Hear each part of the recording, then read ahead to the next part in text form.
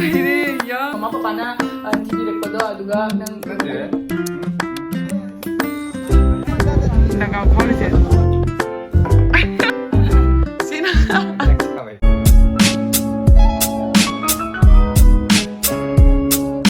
Hello everyone, मैं अपने माई की चैनल दा तराना उच्चरी अदों ngasi video CD अखोदा कनानो मा लाक्तोनी बको अदो म्याम दा उच्चर के साइड याम एक्साइटमेंट होय बको लाइन फोन दा हंगी बा इलिसा साबदो हेब्रा ना दो इलिसा साबदो हेती ना हाइरे बको आदि मरु याम यावबनी ना दुना येरुम थोंगमुरा ना हाबदो येरुम ओइना थोंबिरेनी दो आदि चिकन के कासदी मो याम पमजे बको दो तारगसु अखोगी दी युम मनुंग दा चिकन थोंबा यादबनीना दगिदी अखोगी दी पापा दा मोय दा चाबनीना अखोय मामा अखोदी चादबनीना युम मनुंग दा थोंबदो नुंगाइट्रेना अदुदी थोंगागा पिजररोय तुमसकेना हजिक बाजार तौबदा गायमी अदो मैम एही ब्लॉग से मतंग मतंग येंगमिनरसी कमाय कमाय तौबदा अदला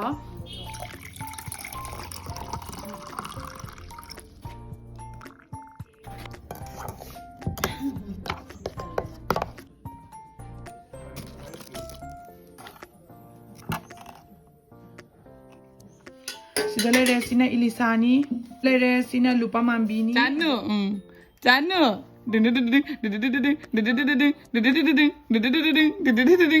Nang haka chawo kangaw na.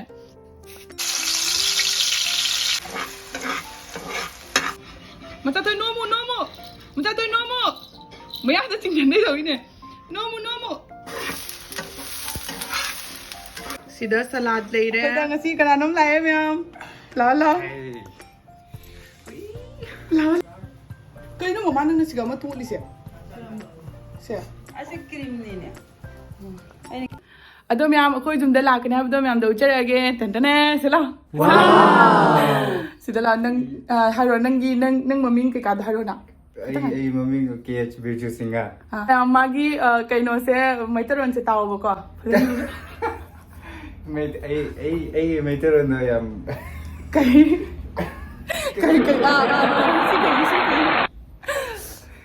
akoy dala ise akoy gi nene akoy gi mama gi mayam bagi machani bako ada kaino dagi mase guwahati dagi lakpani bako ado mase maitron yamna khangde do maitron da phajana lon base haiti bako ado myam da takchereke ado ma igi vlog ta ngasi yawan doini duga ngasi changyang thong busu kamai tawi chaba thakpa khotpa dasu myam da hang doini do wa yam nangang ba haitabani ba अदो मोंदा उचरके हुजी ऐना नेनेदा मा सिगा लाकपगी phone तवान हाबगी phone Lobo चंगीबा अदो इंगांग सु लाकपगा पंगे इंगांग सु लाकपगा पम्मेबको अदो मुखजाइ नोयन ngसाइदगी मुखजाइ सिक तने लेरिनी माना पम्बसु अखोई माइदी मंगसे पुबा ngमद्रिबनिना थोक हाइदना खदना माना पम्बसे फजना हाइते औना इना लौरे मसे पम्बदा करि संगीबो हमरा पम्बदा अदो बिजु लाओ सिदा लाओ Hello. Mama wala siya na. Kasarang. Yes, 통해. babari 통해. Nini namdan call to na? Call to ra? Ha? Nini to call to. Moy wari sana gaya.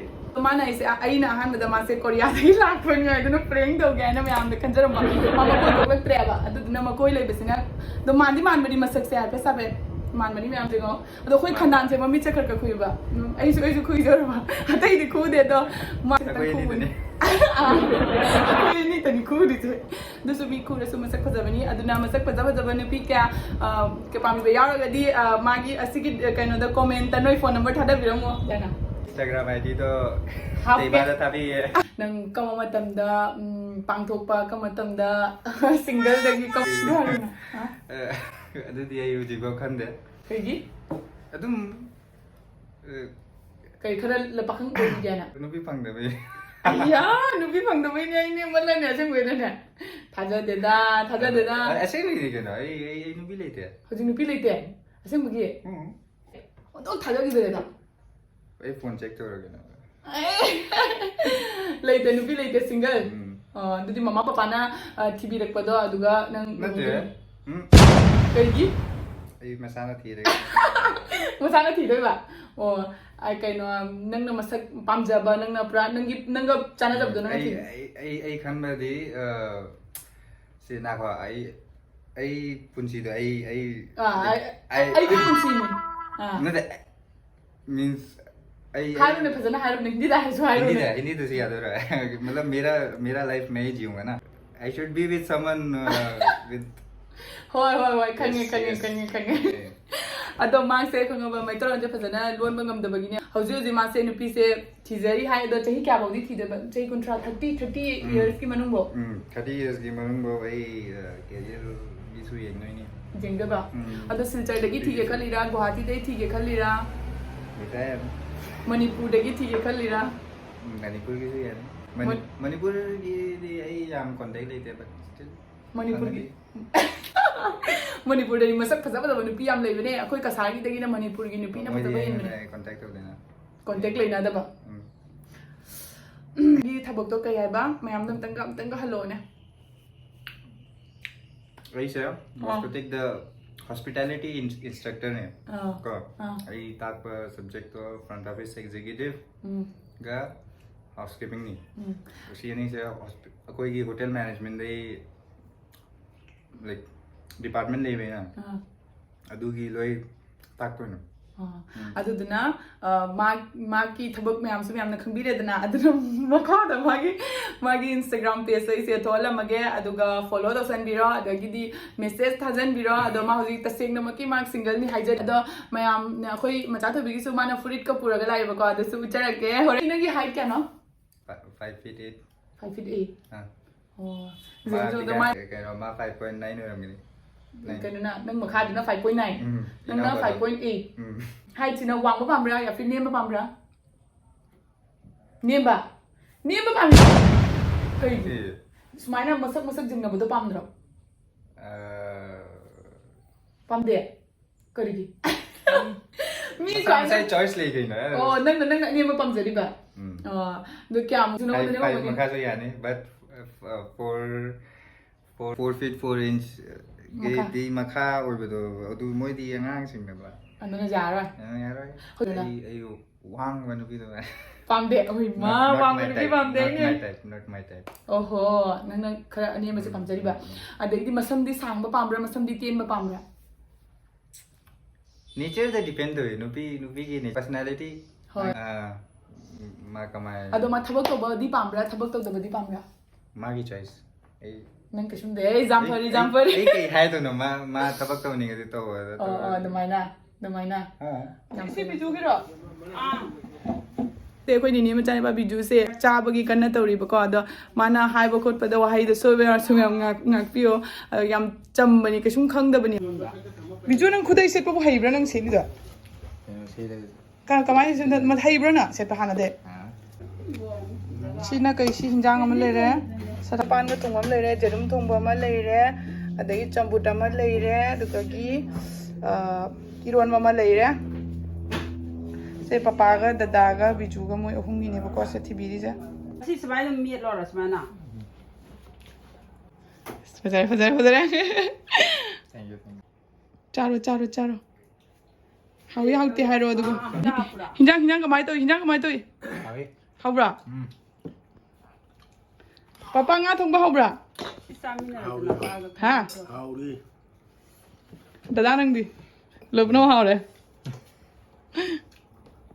charo ए अखोई सुमांगनि हंगाम oirongani वेरा सुमाय चाबदो phangdaba hostel da bangdena do hostel da kai hinjang pije इंजांग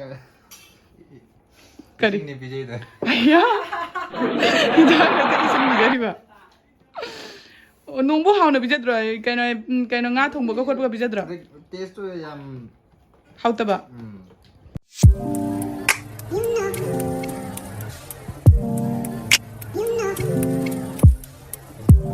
nga thongbo mo chadro ba कितन test हो रहा haubra hauri इसमें हेलिया jerum thongbo na do baina na khose si magi furit leibireni yam heigare mi pakhang phajarakna furit ka leibire abram ta jing che chabra na phajabra jing asi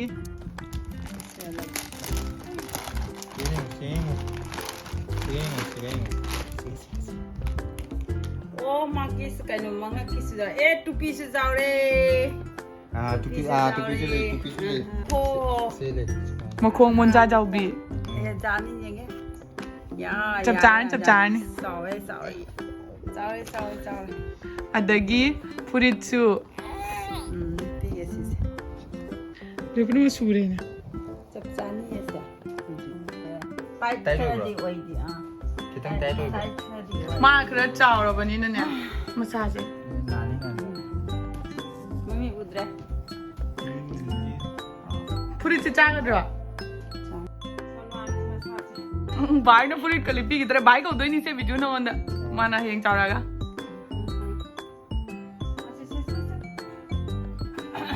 Sino? Check chawagi. Sanggom takpagi ayo. Sino? Jangan si.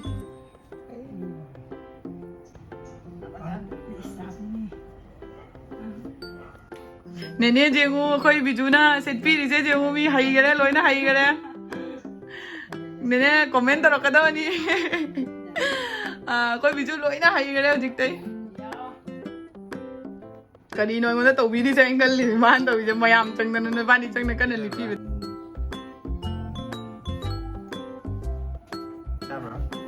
masa tu jenge umma chak thong da mi ka male mai tu pi se lak thoge mam am khok se jate widi tau na ji ma jare mamam to chato se ma khung du jengan ge se is jam phajare he Chanu mami tu tadi pangu ne.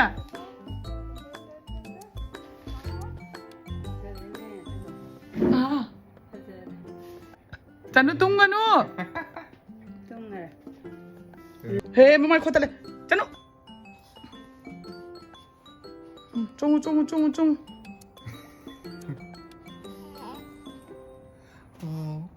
Ya. Mama je khotla. Sama tanda khotla ta si so.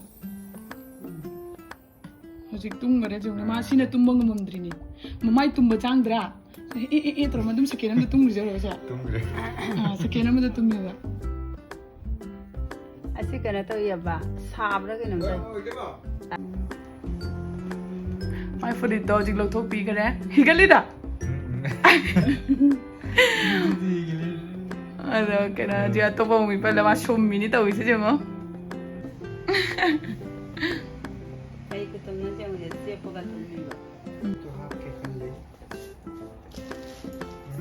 Koi biju se hodik chat tore. Naku jemu. Pamba hai le.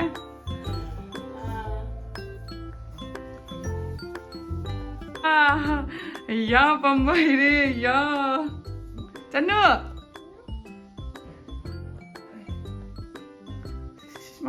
Itu ni. Papa cho ra mathang da lau se lai bani na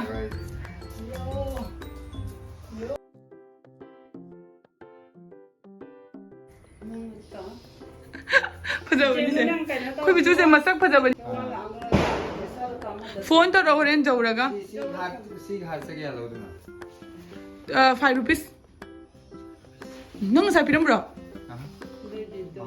oh do tar di music chakhi da 5 rupees ka piram 5 rupees jaw bro जाओ दे मम्मा दुकान दे PP Bye guys, see you later. Bye matung da mu unarasi myam do gi video se size ga losin jarage kai to re socks duga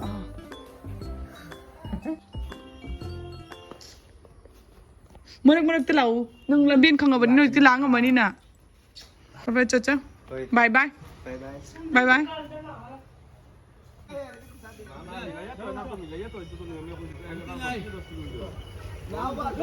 Koi thongan da su thai da na son gi thongan da su thai se ngo mi to pe thongan khudi mak ta thadong nei ba kari to step su lai da nu no lagaw khawli se natra song ga de nga ta da kangan ba jai Online da. Satu jangkai. Diwali ki bom, sekali ya.